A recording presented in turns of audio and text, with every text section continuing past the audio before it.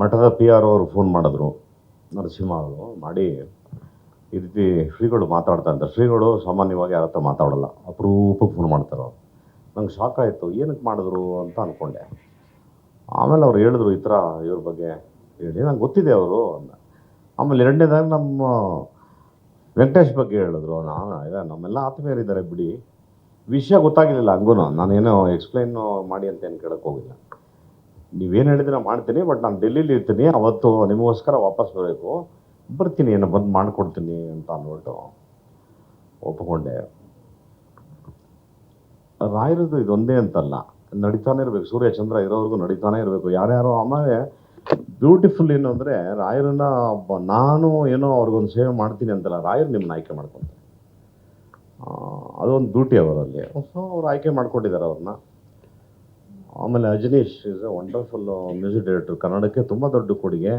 ಆಮೇಲೆ ನಾನು ಸಾರಿ, ಇವನು ನನ್ನ ಹಾಡು ಬರೆದಿದ್ದಾನೆ ಗೊತ್ತಿರಲಿಲ್ಲ ನನಗೆ. ಸಿಂಗಲ್ ಸುಂದ್ರ ಅಂತ ನಮ್ಮದೊಂದು ಹಾಡೆಲ್ಲ ಬರೆದಿದ್ದ. ಸೊ ಈ ಥರನೂ ಬರೀತಿದ್ದ ಅಂದರೆ ನಂಗೆ ಇನ್ನೂ ದೊಡ್ಡ ಸಂತೋಷ. ವೆರಿ ಆನೆಸ್ಟ್ಲಿ, ನಾನು ಎಮಿಲ್ ಅಂತ ಒಬ್ಬ ಮ್ಯೂಸಿಕ್ ಡೈರೆಕ್ಟ್ರಿಗೆ ಈಗ ಒಂದು 4 ತಿಂಗಳ ಕೆಳಗೆ ಕರೆಸ್ಬಿಟ್ಟು ಹೇಳಿದೆ, ಈ ಥರ ಒಂದು 12 ಹಾಡು ಮಾಡೋಣ ರಾಯರ ಬಗ್ಗೆ, ಒಂದು ಟ್ಯೂನ್ ಮಾಡ್ಕೊಬೋಗಿ. ಮಾಡಿಬಿಟ್ಟಿದ್ದಾನೆ ಅವನು. ಬರವಣಿಗೆಗೆ ಯಾರೋ ಕರೆಸ್ದೆ, ಯಾಕೋ ತುಂಬ ಬೇಜಾರಾಯ್ತು ನನಗೆ. ಇದು ಗೊತ್ತಿರೋರು ಏನೋ ಬರೆದ್ರೆ ಚಂದಪ್ಪ ಅಂತೇಳಿ ಸುಮ್ಮನೆ ನಗ್ತಾ ಕಳಿಸ್ಬಿಟ್ಟೆ. ಅದು ಹಂಗೆ ಇದೆ, ಟ್ರ್ಯಾಕ್ ಎಲ್ಲ ರೆಡಿ ಇದೆ. ಅದಕ್ಕೆ ಒಂದು ಕೇಳಿದೆ, ರಾಯರ ಬಗ್ಗೆ ಬರೀತೀಯ ಅಂತ. ಗೊತ್ತಿಲ್ಲ ಯಾರ್ಯಾರಿಗಿದೆಯೋ ಅದು. ಆಮೇಲೆ ನನಗೆ ಬೇರೆ ಆಸೆ ಅದನ್ನೇ ಆಡಬೇಕು ಅಂತ. ನಾನು I am not A good singer, but ಕಲ್ತ್ಕೊಂಡು ನೀಟಾಗಿ ಹಾಡೋ ಉದ್ದೇಶದಿಂದ ಇಟ್ಕೊಂಡಿದ್ದೀನಿ. ಯಾಕೆಂದರೆ ಎಲ್ಲರೂ ಇದ್ದಾಗ ಹೆಂಡ್ತಿಗೆ ಮಕ್ಕಳಿಗೆ ಏನೇನೋ ಮಾಡಿ ಬಿಟ್ಟು ಹೋಗ್ಬೋದು, ಬಟ್ ನಾನು ಮನಸ್ಸುಗಳ ಮಧ್ಯೆ ಬಿಟ್ಟು ಹೋಗೋಣ ಅಂತ ಒಂದು ಸಂಕಲ್ಪ ಇದೆ ನನಗೆ. ಹಾಗಾಗಿ ರಾಯರ ಕೃಪೆ ನಂಗೆ ಗೊತ್ತಿಲ್ಲ. ಒಂದು ಕಾಲದಲ್ಲಿ ನಾವು ಊಟಕ್ಕೆ ಬಂದವರು, ಯೂಸ್ ಟು ಲವ್ ಫುಡ್. ಯಾರಾದರೂ ಊಟಕ್ಕೆ ಹಾಕ್ಬಿಟ್ರೆ ಸಾಕಪ್ಪ ಅನ್ನೋ ಥರ ಇದ್ದವರು, ಒಂದು ಆನಂದವಾಗಿ. ಸಿನಿಮಾ ಅಷ್ಟು ಸಚ್ ಎ ಬ್ಯೂಟಿಫುಲ್. ನಮ್ಮ ಸಿನಿಮಾ ಬಂದು ಅವ್ರು ಹಾಕ್ದಂಥ ಊಟ ಇದೆಯಲ್ಲ, ಅದು ಭಾಳ ಅದ್ಭುತ ಊಟ, ಕಣ್ಣಿಗೆ ಬೇಕಾದ ಹಾಕೋರು. ಸೊ ಹಾಗಾಗಿ ನನಗೆ ಈ ಕ್ಷೇತ್ರ ತುಂಬ ಇಷ್ಟ ಆಯಿತು. ಅದು ಕೂಡ ರಾಯರ ಪ್ರಸಾದವೇ. ಊಟದ ಜೊತೆಗೆ ಬೆಳವಣಿಗೆನೂ ಆಯಿತು. ಇವತ್ತು ನನ್ನ ಯೋಗ್ಯತೆಗೆ ನಾನು ಒಂದು 25-30 ಜನ ಸಾಕೋ ಥರ ಆಗಿದೆ, ರಾಯರ ಕೃಪೆ. ಸೊ ಹಾಗಾಗಿ ಆ ಕ್ಷೇತ್ರದ ಮಹಿಮೆನ ಹೇಳ್ತಾ ಹೋದರೆ ಅದಕ್ಕೆ ಐ ಡೋಂಟ್ ಥಿಂಕ್ ತುಂಬ ದಿನಗಳೇ ಬೇಕಾಗ್ತದೆ ಹೇಳಕ್ಕೆ ಹೋದರೆ. ಬಟ್ ಸಂಕ್ಷಿಪ್ತವಾಗಿ I want to tell about ರಾಯರು. ಪ್ರತಿ ಬಾರಿ ಹೇಳ್ತೀನಿ, ಹೇಳಿದ್ರೆ ಒಳ್ಳೆಯದು. It's a challenge. ಸುಮ್ಮನೆ ಏನೋ ಮಾತಾಡ್ತಾರೆ ಅಂತಲ್ಲ, it's a challenge. You make an experiment. ಮನಸ್ಸಿನಿಂದ ಒಪ್ಪಬೇಕು ಅವ್ರನ್ನ. ನನಗೆ ಯಾರೋ ಹೇಳಿದ್ದಾರೆ ರಾಯರು ಪೂಜೆ ಮಾಡೋದು ನಂಗೆ ಒಳ್ಳೇದಾಗತ್ತಂತೆ ಅನ್ನೋ. ನಾನು ನಿಮ್ಗೆ ಸರೆಂಡರ್ ಆಗಿದ್ದೀನಿ ಅಂತ ಹೋಗ್ಬೇಕು ಫಸ್ಟು. ಹೆಂಗೆ ಸರೆಂಡರ್ ಆಗಬೇಕು ಅಂದರೆ ಅದರ ರೇಂಜೇ ಬೇರೆ ಇರಬೇಕು, ಸಂಪೂರ್ಣ. ಆ ಥರ ನೀವು ಸರೆಂಡರ್ ಆಗಿ ಆಮೇಲೆ ನೀವು ಅವ್ರನ್ನ ಕೂತಲ್ಲಿ ನಿಂತಲ್ಲಿ ನೆನಪು ಮಾಡ್ಕೊತಾರೆ. ಅವ್ರನ್ನ ನಾಮಾಕ್ಷರ ಸಾಕು, ಬೇರೆ ಏನೂ ಬೇಕಾಗಿಲ್ಲ. ಓಮ ಯಜ್ಞ ಅವನ ಯಾವುದೂ ಬೇಕಾಗಿಲ್ಲ. ಓಂ ಶ್ರೀ ರಾಘವೇಂದ್ರಾಯ ನಮಃ ಎಷ್ಟು ಸರಿ ಆಗುತ್ತೋ ಹೇಳ್ಕೊತಾರೆ. ನೀವು ಸ್ಟಾರ್ಟ್ ಮಾಡಿ, ಅವ್ರು ನಾಮಸ್ಮರಣೆ ಮಾಡ್ತಾ ಹೋಗ್ತಾರೆ. ನಿಮಗೆ ಗೊತ್ತಿಲ್ಲದಂಗೆ ಮಿರಾಕಲ್ಸ್ಗಳು ಸ್ಟಾರ್ಟ್ ಆಗುತ್ತೆ ಲೈಫ್. ನಾನು ಅವರ ನಾಮಸ್ಮರಣೆ ನನಗೆ ದಾನ ಕೊಟ್ಟಂಥ ನಮ್ಮ ತಾಯಿನ ನಾನು ಸದಾಸರ ಕಾಲ ನೆನೆಸ್ಕೊತೀನಿ ನಾನು. ಯಾಕಂದರೆ ನಾವೆಲ್ಲ ಬಾಲ್ಯದಲ್ಲಿ ಅಂಥ ಒಳ್ಳೆಯ ಸಂಪರ್ಕದಲ್ಲಿ ಇದ್ದವರೆಲ್ಲ, ಎಲ್ಲ ಪೋಲಿಗಳು, ತೀಟೆ. ನಮ್ಮ ತಾಯಿಗೆ ಇದ್ದಿದ್ದು ಒಂದೇ ಮಾರ್ಗ, ಇವನಿಗೆ ಏನಾದರೂ ರಾಯರ ಬಗ್ಗೆ ಅವನಿಗೆ ತಿಳಿಸ್ಬಿಟ್ರೆ ಬಹುಶಃ ಚೇಂಜ್ ಆಗ್ಬೋದೇನೋ ಅವನು ಅಂತಲೇ ಏನೋ ಅವಳು ಪರಮ ರಾಯರ ಭಕ್ತೆ ನಮ್ಮಮ್ಮ. ಹಾಗಾಗಿ ನನಗೆ ಆ ಕಾಲದಲ್ಲೇ 500 ರೂಪಾಯಿ ಕೊಟ್ಬಿಟ್ಲು, ಹೋಗಪ್ಪ ನೀನು ರಾಯರು ಮಠಕ್ಕೆ ಹೋಗು ಅಂತ. ಯು ಡೋಂಟ್ ಬಿಲೀವ್, ನಾನು ಹೋಗ್ಬೇಕಾದ್ರೆ ಈ ಟ್ರಿಪ್ಗೆ ಹೋಗ್ತಾರಲ್ಲ ಆ ಥರ ಎಲ್ಲ ಬಟ್ಟೆ ಎಲ್ಲ ಪ್ಯಾಕ್ ಮಾಡ್ತಾಯಿದ್ದೆ. ಅವ ನಮ್ಮ ತಾಯಿ ಅಂದರು, ನೀನು ಈ ಥರ ಎಲ್ಲ ಟ್ರಿಪ್ಗೆ ಹೋಗೋ ಥರ ಎಲ್ಲ ಅಲ್ಲಿ ಹೋಗ್ಬಾರ್ದು ಅವ್ರ ಹತ್ರ, ನೀನು ಏನೂ ಇಲ್ಲ ಅಂತ ನೀನು ಹೋಗ್ಬೇಕು ಮಗನೇ, ನಿನಗೆ ಆ ಮಿರಾಕಲ್ ಚೆನ್ನಾಗಿರುತ್ತೆ, ಹೋಗು ನೀನು ಅನುಭವಿಸ್ಬೇಕದನ್ನು ಅಂತ ಹೇಳಿ ನಮ್ಮ ತಾಯಿ, ಮಹಾನ್ ದೇವತೆ ನಮ್ಮ ತಾಯಿ, ಅವ್ರು ಕಳಿಸೋರು ನನಗೆ. ನಾವು ಹೋದಾಗ ಯಾರೂ ಪರಿಚಯ ಇಲ್ಲ ನನಗೆ. ಸೊ ಅಲ್ಲಿ ಹುಬ್ಬಳ್ಳಿ ಧರ್ಮಛತ್ರ ಅಂತ ಒಂದು ಛತ್ರ ಇವತ್ತು ಇದೆ, 25 ಪೈಸಾ ಬಾಡಿಗೆಯಲ್ಲಿ, ಹಾಸಕ್ಕೆ 25 ಪೈಸಾ, ರೂಮ್ ನಂಬರ್ 8. ಈಗಲೂ ಹೋಗಿ ನೋಡ್ಕೊಬರ್ತೀನಿ ನಾನು, ಯಾವಾಗ ಹೋದ್ರೂ ನೋಡ್ತೀನಿ ಹೋಗಿ. ಅಲ್ಲಿ ಹೋಗಿ ಸೇರಿಕೊಂಡೆ. ಮಠದಲ್ಲಿ ಊಟ, ಆಮೇಲೆ ಅಲ್ಲಿ ನಮ್ಮ ಮಠದ ಪಿ ಆರ್ ಅವರು ಮಾವನವರು ಅಲ್ಲೊಂದು ಟೆಂಟ್ ಇಟ್ಟಿದ್ರು. ಸಂಜೆ ಆದರೆ ಪಿಕ್ಚರು ಹುಚ್ಚು ನೋಡಿ ಹೆಂಗಿದೆ. ಆದರೆ ಅಲ್ಲೆಲ್ಲ ಬರೀ ತೆಲುಗು ಪಿಕ್ಚರ್, ವಾಟುಳ ಪುಣ್ಣಮ್ಮ ಆ ಥರ ಏನೇನೋ ಹೆಸರುಗಳು, ಸುಮ್ಮನೆ ಟೈಮ್ ಪಾಸ್ ಕುತ್ಕೊಳ್ಳೋದಷ್ಟೇ. ಆಮೇಲೆ ಒಂದು ಸ್ವಲ್ಪ ದಿನ ಆದಮೇಲೆ ಡೋಂಟ್ ಬಿಲೀವ್ ಗೋಪಾಲಾಚಾರ್ ಅಂತ ನಿಮಗೆ ಗೊತ್ತಿರಬೇಕು, ಗೊತ್ತಿರೋದು, ಕಾಲೆಲ್ಲ ಆಂಪ್ಯೂಟ್ ಆಗಿತ್ತಲ್ಲ, ಅವ್ರು ನಂಗೆ ಸಿಗ್ತಾರೆ ನದಿ ತೀರದಲ್ಲಿ. ಏನಪ್ಪ ಯಾರಪ್ಪ ನೀನು ಈ ಥರ ಯಾವಾಗ ಇಲ್ಲಿ ಕೂತಿರ್ತೀಯ, ಇಲ್ಲಿ ಕೂತ್ಕೊಂಡು ಬದಲು ಹೋಗಿ ರಾಯರ ಸೇವೆ ಮಾಡ್ಬೋದಲ್ಲ ನೀನು ಅಂತ ನಂಗೆ ಹೇಳ್ತಾರೆ. ಸ್ವಾಮಿ ನನಗೆ ಅದೆಲ್ಲ ಗೊತ್ತಿಲ್ಲ, ನಮ್ಮಮ್ಮ ಹೇಳೋಳೆ ಬಂದಿದ್ದೀನಿ, ನಂಗೆ ಏನು ಮಾಡೋದು ಗೊತ್ತಿಲ್ಲ. ಆಗ ಪಾಪ ಇಟುಕೆ ಟೈಮ್ ಆಯಿತು ಅಂದ್ಬಿಟ್ಟು ಪಾಪ ಅವ್ರು ಹೋಗೋರು ಕೂತ್ಕೊಂಡು ಮಠದ ಆನೆ ಇತ್ತು, ನಾನು ಅದನ್ನು ಭಾಳ ಜಾಲಿಯಾಗಿ ನೋಡ್ತಾ ಕೂತಿದ್ದೆ, ಅದೆಲ್ಲ ಸ್ನಾನ ಮಾಡಿಸೋದು ಅದೆಲ್ಲ ಮಾಡ್ತಿಲ್ಲ. ಆಗ ಅವ್ರು ಕೂತ್ಕೊಂಡು ಇವಾಗ ಮೈ ಫಸ್ಟ್ ಫ್ರೆಂಡ್ ಇನ್ ಮಂತ್ರಾಲಯ. ಅವ್ರು ಹೇಳಿದ್ರು, ನಾನು ಏನು ಹೇಳ್ತಾ ಇದ್ದೀನಿ ನಿಮ್ಗೆ ಅದನ್ನೇ ಹೇಳಿದ್ರು. ಅವ್ರನ್ನ ನಂಬಿಟ್ರೆ ನಿನ್ಗೇನು ಬೇಡ ಜಗತ್ತಲ್ಲಿ ಅಂತ. ನನಗೆ ಒಂದು ಸಣ್ಣದು ಒಂದು ಆಸೆ ಇರ್ತಾರಲ್ಲ ಆ ಥರ. ನಮ್ಮಮ್ಮ ಹೇಳೋದು ನಮ್ಮ ತಾಯಿ, ಯಾಕಂದರೆ ನಮ್ಮ ತಾಯಿ ಏನು ಹೇಳ್ತಾರೆ ಅದು ನನಗೆ ವೇದವಾಕ್ಯ. ಅವ್ರು ಹೇಳಿರೋ ಮಾತನ್ನ ಇದುವರೆಗೂ ಮೀರಿಲ್ಲ ನಾನು ಯೋಚನೆ ಮಾಡಿದೆ, ನಮ್ಮಮ್ಮ ಹೇಳ್ದಂಗೆ ಹೇಳ್ತಾರಲ್ಲ ಇವರು ಏನಿರ್ಬೋದು. ಸರಿ ಆಯಿತು, ಏನು ಮಾಡಬೇಕು ಸ್ವಾಮಿ, ಏನು ಮಾಡಬೇಡ ನೀನು ಹೋಗಿ ರಾಯರಿಗೆ ಸೇವೆ ಮಾಡಪ್ಪ ನೀನು ಅಂತ. ನಂಗೆ ಮಾಡೋಕ್ಕೆ ಬರಲ್ಲ ಸರ್. ಏನು ಮಾಡಬೇಡ, ಸ್ನಾನ ಮಾಡಿ ಉರುಳಾಕಕ್ಕೇನಯ್ಯ ನಿನಗೆ ಅಂತ ಅಂದರು. ಆಯ್ ಸ್ವಾಮಿ ಮಾಡ್ತೀನಿ ಅಂದ್ಬಿಟ್ಟು ಸ್ಟ್ರೇಟವೇ ಹುಚ್ಚಿನ ಥರ ಸ್ನಾನ ಮಾಡ್ಕೊಂಬಂದೆ, ಒದ್ದೆ ಬಟ್ಟೆನಲ್ಲೇ ಬಂದೆ. ಒಂದು 6 ರೌಂಡ್ ಹಾಕಿಲ್ಲ, ಫುಲ್ ವಾಮಿಟ್ ಮಾಡಿಬಿಟ್ಟೆ. ತುಂಬ ಬೇಜಾರಾಗೋಯ್ತು ನನಗೆ, ತುಂಬ ಅಸಹ್ಯ ಆಗೋಯ್ತು ನನಗೆ. ಏನಕ್ಕೆ ಈ ಥರ ಆಗೋಯ್ತಲ್ಲ ನನಗೆ ಅಂತ ಅಂದ್ಬಿಟ್ಟು ಸುಮ್ಮನೆ ಕೂತ್ಕೊಬಿಟ್ಟೆ. ಆಮೇಲೆ ನಾನು ಒಬ್ಬನ ಗಮನಿಸ್ತಾ ಇದ್ದೆ, ಅವನು ಬಹುಶಃ ತಮಿಳವನು ಅಂತ ಕಾಣುತ್ತೆ. ಅವನು ಉರುಳು ಸೇವೆ ಮಾಡೋನು, ಹೆಂಗೂ ಮಾಡ್ತಿದ್ದ ಅಂದರೆ ಅವನು, ನಾವು ನಡೆದ್ರೂ ಹೋಗೋಕ್ಕಾಗಲ್ಲ ಅವನ ಸಮಕ್ಕೆ ಅಷ್ಟು ಫಾಸ್ಟಾಗ. ಆವಾಗ ಅವನ್ನ ಕರೆದು ಕೇಳಿದೆ. ಅವನು ಹೇಳ್ದ, ನೀನು ಯಾಕೆ ವಾಮಿಟ್ ಮಾಡಿದೆ ಅಂತ ಹೇಳ್ತೀನಿ ಕೇಳು. ಬೆಳಗ್ಗೆ ಟಿಫನ್ ಮಾಡ್ದ? ಹ್ಞೂ ಸ್ವಾಮಿ. ಕಾಫಿ ಕುಡ್ದ? ಹ್ಞೂ ಸ್ವಾಮಿ. ಯಾವನಾದರೂ ಎಲ್ಲ ತಿಂದು ಕುಡ್ದು ಹಿಂಗೆ ಮಾಡ್ತಾರಂತೆ, ಬರೀ ಹೊಟ್ಟೆನಲ್ಲಿ ಮಾಡಬೇಕು ನೀನು. So next day I started, nothing happened. ನಂಗೆ ತುಂಬ ಇಷ್ಟ ಆಯಿತು. ಆಮೇಲೆ ಹೆಣ್ಮಕ್ಳು ಹೆಜ್ಜೆ ನಮಸ್ಕಾರ ಆಗ್ತಾಯಿದ್ರು. ಸರಿ ನಾನು ಟ್ರೈ ಮಾಡೋಣ, ಹೆಜ್ಜೆ ನಮಸ್ಕಾರ ಮಾಡಿದೆ. ಮೂಲೆ ನಮಸ್ಕಾರ ಆಗ್ತಾಯಿದ್ರು, ಮೂಲೆ ನಮಸ್ಕಾರ ಮಾಡಿದೆ. ಒಂದೊಂದು ದಿನ ಒಂದೊಂದು ಸೇವೆ, ಭಾಳ ಬ್ಯೂಟಿಫುಲ್ ಆಗಿತ್ತು. ಆಗ ಅಲ್ಲಿ ತ್ರಿಧಾಮ ಅಂತ ಒಂದು ಲಾಡ್ಜ್ ಇದೆ. ಆ ತ್ರಿಧಾಮ ಲಾಡ್ಜಲ್ಲಿ ಪಕ್ಕದಲ್ಲಿ ಒಬ್ಬರು ಈ ಸರ ಎಲ್ಲ ಮಾಡ್ತಾಯಿದ್ರು, ತುಳಸಿ ಸರ ಎಲ್ಲ ಮಾಡ್ತಾಯಿದ್ರು. ಅವ್ರು ನಂಗೆ ಪರಿಚಯ ಆದರು. ಸೊ ಅವ್ರಿಗೆ ಅದೇನು ಪ್ರೀತಿ ಆಯಿತು. ಬರೀ ಕತ್ತಲ್ಲಿದ್ದೆ ಕಣೆಯ, ನೀನೊಂದು ತುಳಸಿ ಮಾಲೆ ಹಾಕೋ ಅಂದರು. ಸ್ವಾಮಿ ಕಾಸು ಒಂದು ನೀನು ಕಾಸು ಕೊಡಬೇಡ, ಇಟ್ಕೋ. ಅದಕ್ಕೆ ಮುಂಚೆ ಹೋಗಿ ರಾಯರ ಮುಂದೆ ಇಟ್ಬಿಟ್ಟು ಅವ್ರಿಗೆ ಪ್ರಾರ್ಥನೆ ಮಾಡಿ ಹಾಕೋ. ಹಾಗೇ ನನ್ನ ಸಂಬಂಧ ಶುರುವಾಗಿತ್ತು. ನಾನು ಆಗ ಈ ಶ್ರೀಗಳನ್ನ ನೋಡಿದಾಗ ಭಾಳ ಸಣ್ಣವರಿದ್ದರು, ತುಂಬ ಕ್ಯೂಟ್ ಆಗಿದ್ರು ನೋಡೋಕ್ಕೆ. ಆಮೇಲೆ ಅಲ್ಲಿ ಮಂತ್ರಾಲಯದಲ್ಲಿ ಏನೇ ಕಾರ್ಯಕ್ರಮ ಆದರೆ ಇವರೇ ಮೈಕ್ ಹಿಡ್ಕೊಂಡು ಮಾತಾಡ್ತಾ ಇದ್ದವರು. ನಾನು ಆಮೇಲೆ ಮಾತಾಡಿಸಿವೆ ಅವ್ರನ್ನ. ಮಾತಾಡಿಸಿದಾಗ ಅಲ್ಲಿ ಹಿಂದಿನೇ ಸಂಸ್ಕೃತ ಪಾಠಶಾಲೆ ಇತ್ತು, ಅಲ್ಲಿ ಪಾಠ ಮಾಡೋರು. ಆಮೇಲೆ ರಾಯರು ಹಿಂಭಾಗ ಏನಿದೆ ಅಲ್ಲಿ ಕೂತ್ಕೊಂಡವ್ರು, ಅಲ್ಲಿ ಎಲ್ಲ ಹುಡುಗರೆಲ್ಲ ಕೂತ್ಕೊಂಡವರು. ಅವರು ವೇದ ಮಂತ್ರಗಳನ್ನ ಹೇಳ್ತಾ ಇದ್ರೆ ಇವ್ರು ಕರೆಕ್ಟ್ ಮಾಡ್ತಾಯಿದ್ರು ಅವ್ರಿಗೆ. ನಂಗೆ ಭಾಳ ಖುಷಿ ಆಗೋದು, ಏನು ಅದ್ಭುತನಪ್ಪ ಇದೆಲ್ಲ, ಎಷ್ಟು ಚೆನ್ನಾಗಿ ಕಲಿತಿದ್ದಾರೆ ಅಂತ. ಸೊ ಹಾಗೆ ಶ್ರೀಗಳನ್ನ ಅವಾಗ ನೋಡಿದ್ದು, ನಮ್ಮಮ್ಮನಿಂದ ಮಂತ್ರಾಲಯ ಪರಿಚಯ ಆಗಿದ್ದು. Then everything is miracle in my life. You can't imagine. ಏನೇನು ಆಗಬಾರ್ದು ಎಲ್ಲ miracle. Even today it happens. ಆ ಥರ ಆಗ್ತಾಯಿದೆ. ಹಾಗಾಗಿ ನಾನು ಆ ಒಂದು ಪೀಠ ಏನಿದೆ, ಸುಷ್ಮೀಂದ್ರ ತೀರ್ಥರು ನನ್ನ ಜನ್ಮಾಂತರದ ಪುಣ್ಯ. ಅವರು ಅತ್ಯಂತ ಆತ್ಮೀಯತೆಯಿಂದ ಏನೋ ನಾನು ಅವ್ರ ಹೊಟ್ಟೆಲಿ ಹುಟ್ಟಿದ್ದೀನೇನೋ ಅನ್ನೋ ಥರ ಪ್ರೀತಿಸೋರು ನನಗೆ. ನಾನು ಶಿವರಾಜ್ಕುಮಾರ್ ಬಾಂಬೆನಲ್ಲಿ ಶೂಟಿಂಗ್ ಮಾಡ್ತಾಯಿದ್ವಿ. ಆಗ ನಾನು ಅವ್ರ ಬಗ್ಗೆನೇ ಹೇಳ್ತಾ ಇದ್ದೀನಿ, ಮಂತ್ರಾಲಯದ ಬಗ್ಗೆ ಅವ್ರ ಬಗ್ಗೆ ಹೇಳ್ತಾನೆ. ನೀವು ಡೋಂಟ್ ಬಿಲೀವ್, ನಾನು ಶಿವಣ್ಣ ಫುಟ್ಪಾತಲ್ಲೇ ಕೂತ್ಕೊಂಡು ಮಾತಾಡ್ತಾರೆ, ಅವ್ರ ಕಾರ್ ಬಂದಿಲ್ಲ ಬಾಂಬೆಲಿ. ನಾನು ದಿಗ್ಭ್ರಾಂತನಾಗಿ ನೋಡ್ತಾ ಇದ್ದೀನಿ, ಏನು ರಾಯರ ಬಗ್ಗೆ ಅವ್ರ ಬಗ್ಗೆ ಅವರೇ ಬಂದ್ಬಿಟ್ರಲ್ಲ ಅಂದ್ಬಿಟ್ಟು ಪಾಪ ಅವ್ರು ಅಂದರು, ಏನೋ ಇಲ್ಲಿ ಕೂತ್ಕೊಂಡಿದ್ಯಾ, ರಾಜ್ಕುಮಾರ್ ಅವ್ರ ಮಕ್ಕಳು ಗುರುಗಳೇ, ಇಲ್ಲಿ ಶೂಟಿಂಗ್ ನಡೀತಿದೆ, ಅಲ್ಲೇ ನಮ್ಮದು ಮೂಲರಾಮರ ಪೂಜೆ ಇದೆ, ಇಲ್ಲಿಂದ ಪಕ್ಕದ ರೋಡು ಬಾ ಅಂದು ನಾನು ಶಿವಣ್ಣನ ಕರ್ಕೊಂಡೋಗಿದೆ. ಹಾಗೆ ನೀವು ಹಿಂಗಂದರೆ ನನಗೆ ಅದು ಫೀಲ್ ಆಗೋದು. ನಾನು ಮನೆ ಕಟ್ಟಿದೆ.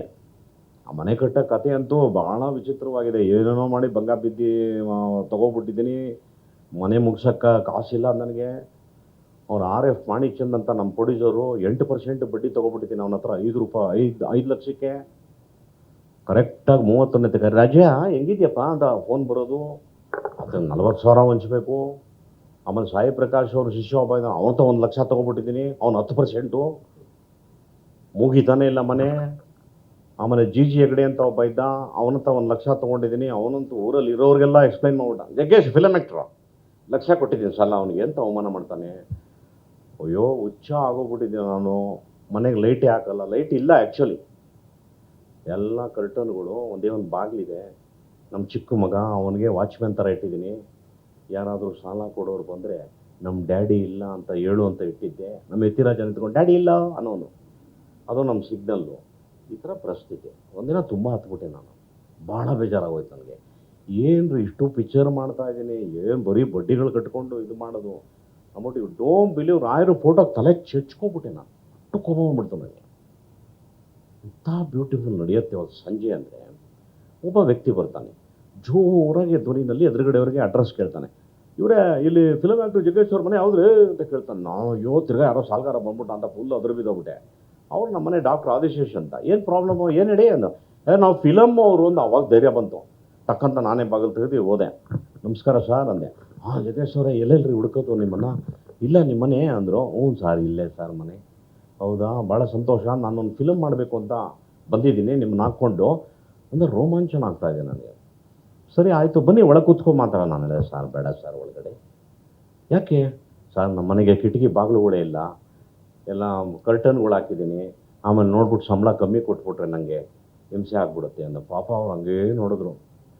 ಇಲ್ಲಪ್ಪ ನಾನು ಆ ಥರ ಇಲ್ಲ, ನಾನು ಫಸ್ಟ್ ಪಿಕ್ಚರ್ ತೆಗಿತಾ ಇದ್ದೀನಿ, ಬಾ ಒಳಗಡೆಯಿಂದ ಕೂತ್ಕೊಂಡು ಹಿಂಗೆ ನೋಡ್ತಾ ಇದ್ದಾರೆ ಮನೆಯೆಲ್ಲ. ತುಂಬ ಹರ್ಟ್ ಆಯಿತು ಅವ್ರಿಗೆ. ಎಷ್ಟು ಆನೆಸ್ಟ್ ಇದ್ದೀರಿ ನೀವು, ಫಿಲಮಲ್ಲಿ ಅಷ್ಟು ಚೆನ್ನಾಗಿ ನಗಿಸ್ತೀರಿ, ಇಲ್ಲಿ ಬಂದು ಎಷ್ಟು ಸತ್ಯ ಹೇಳಿದ್ರಿ, ನಂಗೆ ತುಂಬ ಸಂತೋಷ ಆಯಿತು ನಿಮಗೆ. 1 ನಿಮಿಷ ಅಂತ will go outside, will bring A bundle. ಆವಾಗ 5 ಲಕ್ಷ ಸಂಬಳ ನನಗೆ, ಒಂದೇ ಪೇಮೆಂಟ್ ಕೊಡ್ತಾನೆ. ಮುಂಚೆ ಎಲ್ಲ ಪ್ರೊಡ್ಯೂಸರ್ ಹೆಂಗೆ ಕೊಡೋರು, ಅಡ್ವಾನ್ಸ್ 10,000, ಆಮೇಲೆ ಒಂದು 10,000, ಆಮೇಲೆ ಒಂದು 20,000, ಡಬ್ಬಿಂಗ್ ಇಟ್ಕೊಳ್ರಿ ಅಂದ್ಬಿಡು ಫುಲ್ ಹಾಕ್ಬಿಡೋರು. ಏನು ಮಾಡೋಕ್ಕಾಗ್ತಾರೆ. 5 lakhs ಅದೇ ಪಿಕ್ಚರು ಜಗತ್ ಕಿಲಾಡಿ. ಆ ಪಿಕ್ಚರು 5 ಲಕ್ಷ ಕೊಡ್ತಾರೆ. ಆಮೇಲೆ ನೆಕ್ಸ್ಟ್ ಅವ್ರಿಗೆ ಅದೇನು ಸಂತೋಷ ಆಗುತ್ತೋ ಗೊತ್ತಿಲ್ಲ. ಅದೇನೋ ಕೆಟ್ಟಲ್ಲೆಲ್ಲ ಕೊಟ್ಟರು, ಬ್ರೆಡ್ ಎಲ್ಲ ಇದು ಮಾಡ್ಕೊಂಡು ತಿನ್ನೋದು.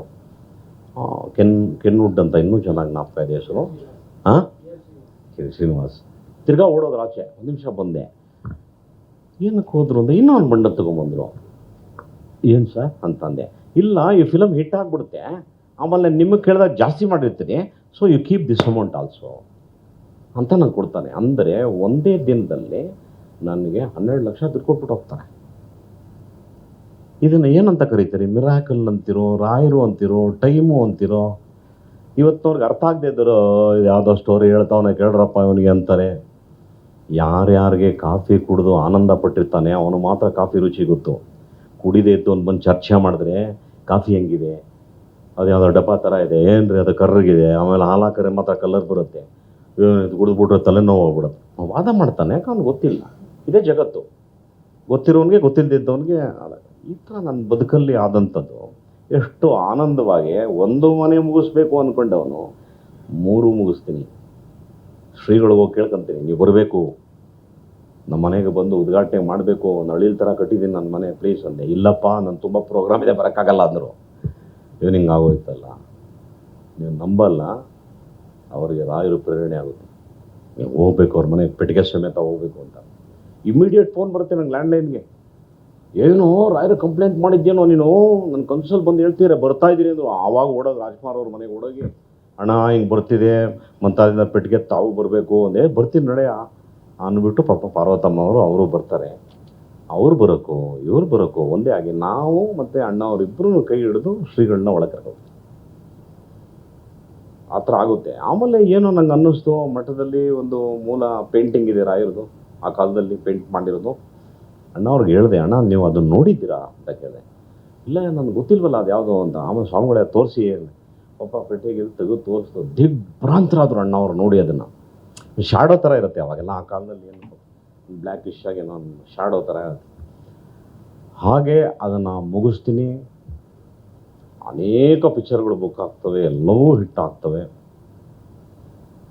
ಹೊಟ್ಟೆ ತುಂಬ ಊಟ ಸಿಗುತ್ತೆ, ನೆರಳು ಸಿಗುತ್ತೆ.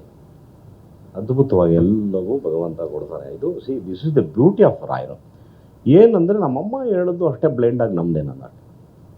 ಇವತ್ತು ಹೆಂಗಿದೆ ಅಂದರೆ ಅವ್ರು ಸ್ಮರಣೆ ಮಾಡಿದ್ರೆ ಕಣ್ಣಲ್ಲಿ ಇರಬೇಕು, ಅಷ್ಟು ಆನಂದ ಆಗುತ್ತೆ ನನಗೆ. ಇವತ್ತು ನನ್ನ ದೆಹಲಿ ಮನೆಯಲ್ಲಿ ಪರಿಮಳ ಗ್ರಂಥ ಇಟ್ಟಿದ್ದೀನಿ, ನಮ್ಮ ಮನೆಯಲ್ಲೂ ಇಟ್ಟಿದ್ದೀನಿ. ಅವೆರಡು ಪೂಜೆ ಮಾಡಿದೆ, ಶಿವ ಪೂಜೆ ಮಾಡಿದೆ. ನಾನು ಅದಕ್ಕೆ ಏನೇನು ಬೇಕೋ ಮಾಡಿದೆ. ನಾನು ಇವತ್ತು ಆಚೆ ಹೋಗೋದಿಲ್ಲ. ಹಾಗೆ ನಂಬಿಕೆ ಎಂಬತಕ್ಕದ್ದು ದೊಡ್ಡ ದೇವರು. ಇದನ್ನೇ ಕವಿ ಭಾರತೀಯರು ಒಂದು ಮಾತು ಹೇಳ್ತಾರೆ ತಮಿಳಲ್ಲಿ. ಯಾರಿಗೆ ನಂಬಿಕೆ ಅನ್ನೋದು ಇರುತ್ತೆ ಅವ್ನು 4 ಬಾರಿ ಗೆಲ್ತಾನೆ ಅಂತ ನಾನು ಪ್ರಾಮಿಸ್ ಮಾಡ್ತೀನಿ ಅಂತಾರೆ ಅವ್ರ ವರ್ಡ್. ಹಾಗೆ ನಂಬಬೇಕಷ್ಟೇ. ಇನ್ನು ಶ್ರೀಗಳ ಬಗ್ಗೆ ಏನು ಹೇಳೋದು, ಅವರು ಆ ಕ್ಷೇತ್ರನ ಅಲ್ಲಿ ಅವರು ಪದಾರ್ಪಣೆ ಮಾಡಿದ ಮೇಲೆ ಇವತ್ತು ನಮಗೆ ಅದು ಕೇಳೋಕ್ಕೆ ಒಂದು ಆನಂದ ಆಗುತ್ತೆ. ಲಕ್ಷಾಂತರ ಜನ ಶನಿವಾರ ಭಾನುವಾರ ಪ್ರಾರ್ಥನೆ ಮಾಡ್ತಾರೆ, ಹೆಚ್ಚಿಗೆ ಬರಬೇಡಿ, ಇಲ್ಲಿ ನಾವು ರೂಮ್ ಕೊಡೋಕ್ಕಾಗಲ್ಲ ಅಂತಾರೆ. ಅಷ್ಟು ಅದ್ಭುತವಾಗಿ ಇಡೀ ವಿಶ್ವದಲ್ಲಿ ರಾಯರ ಬಗ್ಗೆ ಹೊರಟೋಗಿದೆ. ಇಡೀ ಜಗತ್ತಲ್ಲಿ ಜಾತ್ಯತೀತ ಮಠ ಯಾವುದಾದ್ರು ಇದ್ದರೆ ಅದು ಮಂತ್ರಾಲಯ ಒಂದೇ. ಮುಸಲ್ಮಾನರಿಗೂ ಕೂಡ ಫೇವ್ರೇಟ್ ಅದು. ರಾಯರು ಅವರ ಒಂದು ಶಕ್ತಿನ ಅವ್ರಿಗೂ ಕೂಡ ಪ್ರದರ್ಶನ ಮಾಡಿದ್ದಾರೆ. ಕ್ರಿಸ್ತಾನ್ರಿಗೂ ತುಂಬ ಇಷ್ಟ ಅವ್ರನ್ನ ಕಂಡ್ರೆ. ಇವತ್ತು 11ನೇ ತಲೆಮಾರು 12ನೇ ತಲೆಮಾರು ಬರ್ತಾರೆ, ಅಲ್ಲಿ ಲಂಡನ್ನಿಂದ ಬರ್ತಾರೆ. ಯಾರು ರಾಯರು ಬೃಂದಾವನ ಮುಂದೆ ನಿಂತು ಅವ್ರು ಇಲ್ಲದೇ ಇದ್ದಾಗ ಅವ್ರ ಹತ್ರ ಮಾತಾಡ್ತಾರಲ್ಲ, ಆ ಫ್ಯಾಮ್ಲಿ ಇದೆ. ಅವ್ರೇನು ಸರ್ ಅವ್ರ ಹೆಸರು? ಥಾಮಸ್ ಮಂಡ್ರೋ ಬಂದು ರಾಯರ ಹತ್ರ ಮಾತಾಡ್ತಾರೆ. ಅಲ್ಲಿರೋರೆಲ್ಲ ಯಾರ ಹತ್ರ ಮಾತಾಡ್ತಿದ್ರು, ಟೋಪಿ ಎಲ್ಲ ತೆಗೆದು ಅವ್ರ ಹತ್ರ ಮಾತಾಡ್ತಾ ಇದ್ದಂತೆ. ಇವ್ರಿಗೆ ಅರ್ಥ ಆಗಿಲ್ಲ. ಆಮೇಲೆ ಅವ್ರು ಈಚೆ ಬಂದು ಹೇಳ್ದಂತೆ, I saw a saint in the tomb ಅಂತ ಹೇಳ್ದಂತೆ. ಆ ಟೋಂಬಲ್ಲಿ ಒಬ್ಬರು ಸೆಂಟ್ ಮಾತಾಡಿದ್ರು ನನ್ನ ಹತ್ರ, ನನಗೆ ಟ್ಯಾಕ್ಸ್ ಎಲ್ಲ ತೆಗೆದುಬಿಡು, ನೀನು ಇದೆಲ್ಲ ಮಾಡಬೇಡಿ, ನಮ್ಮ ಜಾಗ ಅಂತ ಹೇಳಿದ್ರು. ಆನರ್ಡ್ ಅಂತ ಹೇಳ್ತಾರೆ. ಇಲ್ಲ, ಇಲ್ಲಿ ಯಾರು ದಿನನಿತ್ಯ ರಾಯರಿಗೆ ಪೂಜೆ ಮಾಡೋದು ದಿಗ್ಭ್ರಾಂತರಾಗ್ಬಿಡ್ತಾರೆ. ನಾವು ಇಷ್ಟು ಸೇವೆ ಮಾಡಿದ್ರು ಕೂಡ ನಮ್ಮ ಕಣ್ಣಿಗೆ ಕಾಣದೆ ಒಬ್ಬ ಇಂಗ್ಲೀಷವನ ಕಣ್ಣಿಗೆ ಕಂಡು ಹೇಳ್ತಾರೆ ಅಂದರೆ ಏನಂತ ಮಹಾಮಹಿಮ ಅಂತ. ಇವತ್ತು ಅವ್ರ family still they come without miss ಮಧ್ಯಾರಾಧನೆಗೆ ಬರ್ತಾರೆ ಅವರು. ಸೊ ಕ್ರಿಸ್ತಾನರಿಗೆ, ಹಿಂದೂಗಳಿಗೆ, ನನ್ನಂಥ ಪಾಮರರಿಗೆ, ಯಾರಿಗೆ ಬೇಕಾದ್ರೂ ಸರಿ, ಗೋ ಆ್ಯಂಡ್ ಸರೆಂಡರ್ ಅಷ್ಟೇ. ನೀವಿದ್ದೀರಿ ಅಂದ್ಬಿಟ್ಟು ನಾವು ಇರಬೇಕು. ಅದು ಒಂದೇ ಬ್ಯೂಟಿಫುಲ್ ವರ್ಡು, ಶುದ್ಧ ಆತ್ಮ ನಾಂ ಭವತೆ. ನಾನು ಶುದ್ಧಿ ಇದ್ದರೆ ಮಾತ್ರ. ಇಲ್ಲೆಲ್ಲ ಕೆಟ್ಟು ಕುಲಾಕರ್ಮ ಹಿಡಿದೋಗಿ ನಾನು ಇನ್ನೊಬ್ಬನ ಮೋಸ ಮಾಡೋಕ್ಕೆ, ಇನ್ನೊಬ್ಬನ ಅವಮಾನ ಮಾಡೋಕ್ಕೆ, ಇನ್ನೊಬ್ಬಂದು ಕಿತ್ತು ತಿನ್ನೋಕ್ಕೆ ಹೋಗಿ ರಾಯರು ನಮಸ್ಕಾರ ಮಾಡೋದು ಸಹಾಯ ಮಾಡಲ್ಲ. ಇನ್ನು ಅದೋ ಪಥಕ್ಕೆ ಕಳಿಸ್ಬಿಡ್ತಾರೆ ಕೆಳಗಡೆ. ಆ ರಾಯರ ಬಗ್ಗೆ ಮಾಡ್ತಾ ಇರೋ ಈ ಪುಣ್ಯಾತ್ಮರಿಗೆ ನನ್ನ ವಿಶೇಷ ಧನ್ಯವಾದ. ಬಿ ಡೂಯಿಂಗ್ ದ್ಯಾಟ್, ಒಳ್ಳೆಯದು. ನಾನಂತೂ ರಾಯರಿಗೆ ಒಂದು ಪ್ರಾಮಿಸ್ ಮಾಡಿಬಿಟ್ಟೆ, ದೇಹ ನಶ್ವರ, ಒಂದು ದಿನ ನಾನು ಹೋಗ್ತೀನಿ. ನಾವು ಹೋದಾಗ ಸುಮ್ಮನೆ ಹೋಗಬಾರ್ದು, ನನ್ನ ಲಾಸ್ಟ್ ಬ್ರೆತ್ವರೆಗೂ ನೀವು ಇರ್ಬೇಕು ನನ್ನ ಜೊತೆಗೆ ಅಂದ್ಬಿಟ್ಟು ಇಲ್ಲಿ ಅವ್ರದ್ದು ದೊಡ್ಡ ಹಸ್ತಾಕ್ಷರ ಹಾಕ್ಸಿದ್ದೀನಿ, ಇಲ್ಲಿ ರಾಯರನ್ನ ಹಾಕ್ಸಿದ್ದೀನಿ. Till the end you will be with me ಅನ್ನೋ ದೊಡ್ಡ ನಂಬಿಕೆ ನನಗಿದೆ. ಅಷ್ಟು ಸಾಕು. ಎಲ್ಲ ಕಡೆ ಸರ್ವಂ ರಾಘವೇಂದ್ರಮಯ. ಒಳ್ಳೆಯದಾಗಲಿ, ತುಂಬ ಸಂತೋಷ. ನಾನು ಎಸ್ಪೆಷಲಿ ನಮ್ಮ ಮಾಧ್ಯಮ ಮಿತ್ರರಿಗೆ ತುಂಬ ವಿನಂತಿ ಮಾಡ್ತೀನಿ, ರಾಯರ ಬಗ್ಗೆ ಎಷ್ಟಾಗುತ್ತೋ ಅಷ್ಟು ತಿಳಿಸಿ ಅವ್ರದ್ದು ನೆಕ್ಸ್ಟ್ ಜನ್ರೇಷನ್ಗೆ ಗೊತ್ತಾಗಬೇಕು. ಯಾಕಂದರೆ ಹೋಗ್ತಾ ಇವತ್ತು ಭಕ್ತಿಗಿನ ಮೆಟೀರಿಯಲಿಸ್ಟಿಕ್ ಜಾಸ್ತಿ ಆಗ್ತಾಯಿದೆ. ಅವ್ರಿಗೆ ಇದೊಂದು ಚಿಕ್ಕ ಟೇಸ್ಟ್ ಸಿಕ್ಕಿದ್ರೆ, ರಾಯರ ಬಗ್ಗೆ ಗೊತ್ತಾದರೆ, ಅವರ ಕೈನಲ್ಲಿ ಒಂದು ಕತ್ತಿ ಮತ್ತು ಗುರಾಣಿ ಇದ್ರೆ ಹೆಂಗೆ ಧೈರ್ಯವಾಗಿ ಕತ್ಲೆಲ್ಲ ನಡಿಬೋದು, ಆ ಥರ ಅವರು ಬದುಕಲ್ಲಿ ಕಾಡಲ್ಲಿ ನಡಿಬೋದು, ಸಕ್ಸಸ್ ಆಗ್ಬೋದು. ಅಷ್ಟು ಹೇಳಿ ನನ್ನ ಮಾತು ಮುಗಿಸ್ತೇನೆ. ನಮಸ್ಕಾರ. ಇಂಟ್ರೆಸ್ಟಿಂಗ್ ಮತ್ತು ಇನ್ಫಾರ್ಮೇಟಿವ್ ವಿಡಿಯೋಗಳನ್ನು ಮಿಸ್ ಮಾಡ್ಕೋಬೇಡಿ. ಈಗಲೇ ಸಬ್ಸ್ಕ್ರೈಬ್ ಮಾಡಿ.